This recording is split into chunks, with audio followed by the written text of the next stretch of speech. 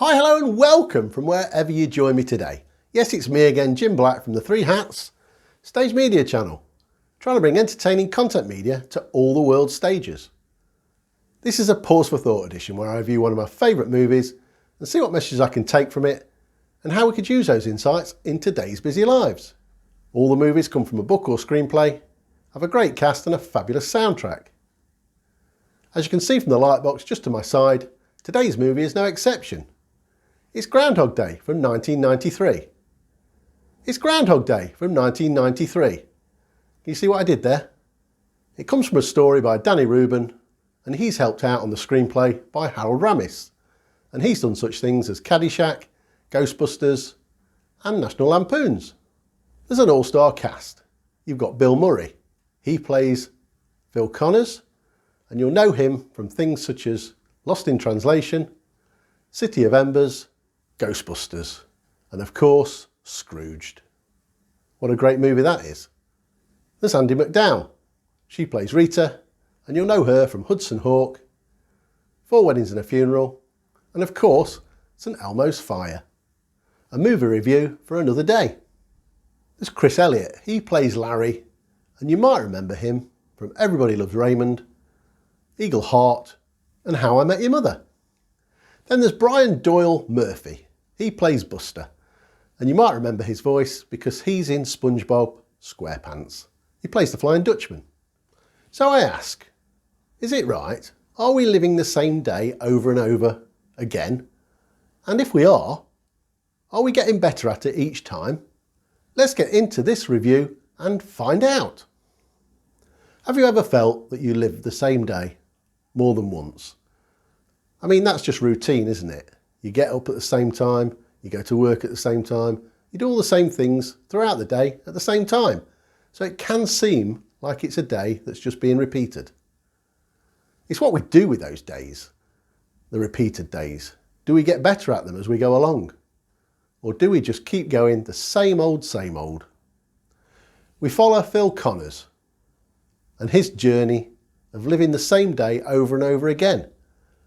But will he, like us, learn from what he's done wrong and get better each time he does it? Let's get into this movie and have a look at the plot. So every year on the 2nd of February at Punxsutawney, Pennsylvania, we summon a groundhog and we ask him if spring is coming or is winter going to continue for even longer than it should. This is where the film begins, with the film crew, with Phil Connors as the anchorman, being recorded by Larry, the cameraman, and his assistant, Rita. They go every year, and what happens is the Chancellor knocks on the door of the groundhog, because he lives in a little house, obviously, and the groundhog comes out. The groundhog whispers in the Chancellor's ear, and he tells him if he sees a shadow.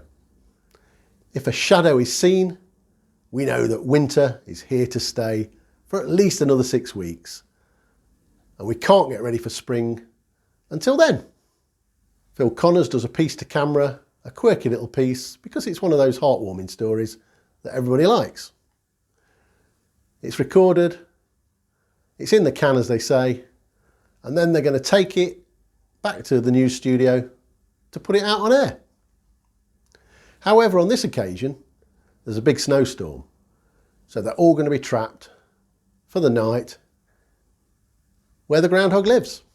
The next day at 6 AM, Phil Connors, in the guest house, in his room, awakes to the sound of Sonny and Cher and I Got You Babe. He wakes up, he gets ready, and he goes downstairs. He starts to think that something's wrong, because all the people he meets and all the things he does seem to be exactly what happened yesterday.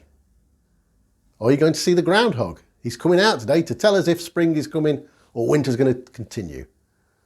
He thinks they're all mad, but he has his breakfast and off he goes.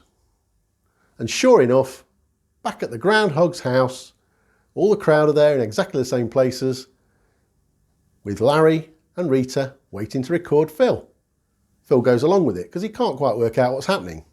He records the camera We ask the groundhog sees a shadow, and yes, winter stays. So once they've finished the piece, they get in the van and take it back to the studio. And guess what? There's a snowstorm, which forces them back, and that's the end of another day. Guess what happens the next day? Yes, he wakes up at 6 AM in the morning to Sonny and Cher and I Got You, Babe. He can't believe it. It's all happening again. He sees the same people in the guest house, they ask him the same questions, and off he goes to see what's happening at the groundhog's house. Well, you know what's happening. It's Groundhog Day, of course. It's still the 2nd of February, and he's already lived it twice. He tries to ask Rita and Larry, but they don't understand, because they're not living it again. They're living it for the first time each time, as is everybody else.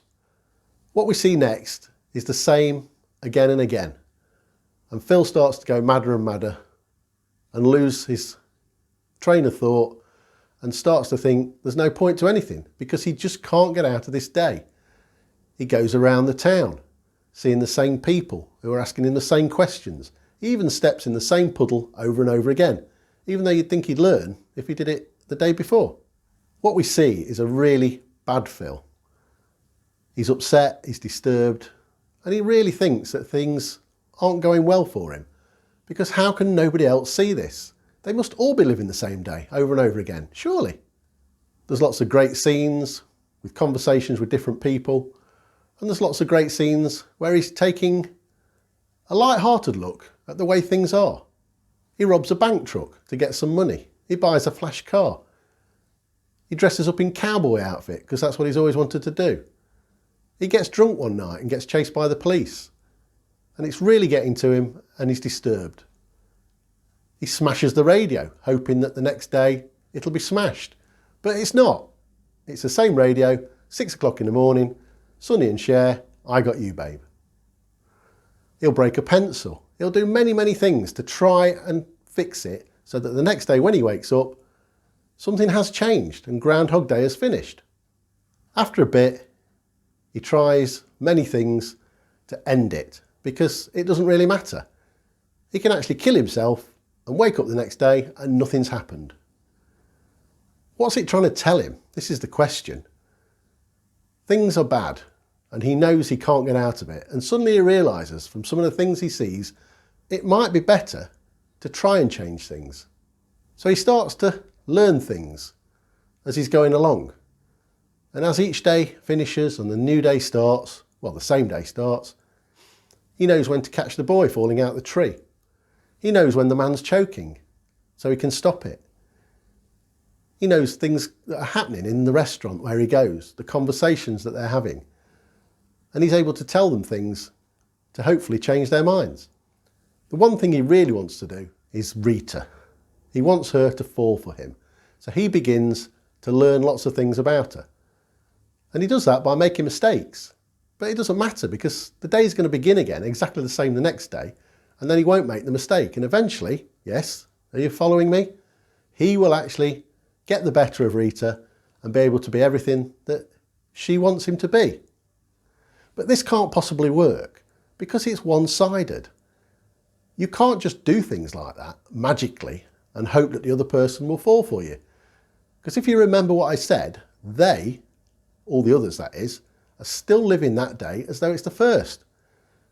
So if you're a bit of a, one, like Phil was, even though he's changed, you've got to show that change because they still think you're a bit of a one.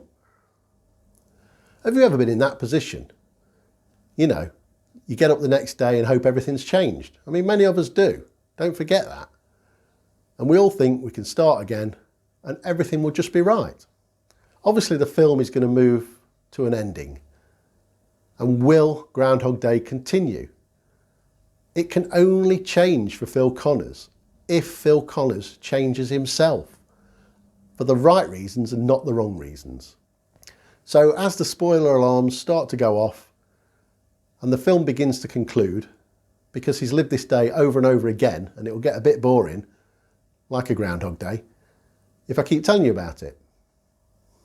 So as I always say, the end of something is always the new beginning. If you want to know what happens in the end of the film, then get it out and have a look at it, because it is really a good movie. What we've all got to remember is when we live those days over and over again, try and make some changes to make them better. It doesn't just work for you. If you make it better for you, it will be better for those around you. Kindness goes a long way. Talking to people goes a long way. Be a friend, be somebody to listen, and don't be the main event all the time. The trivia in this movie is quite good. The first bit I've got for you is that although Groundhog Day is celebrated in Punxsutawney, Pennsylvania, the movie was actually shot in Woodstock, Illinois. You know, for filming reasons, that's what they had to do. The town that you see Phil and his friend Ned keep meeting every day has got 2 plaques erected.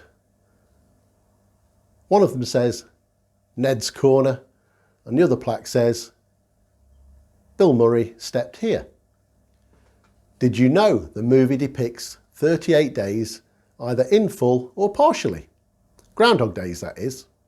The clock radio that Phil smashes every day is a Panasonic RC-6025, just in case you wanted to know, and it may still be available on Amazon. Other retailers are available too. The final bit of trivia I've got for you for this particular movie: there's a boy that keeps falling out of the tree, and Phil races to catch him every time. He went on to be a real-life news anchorman working for a local news station.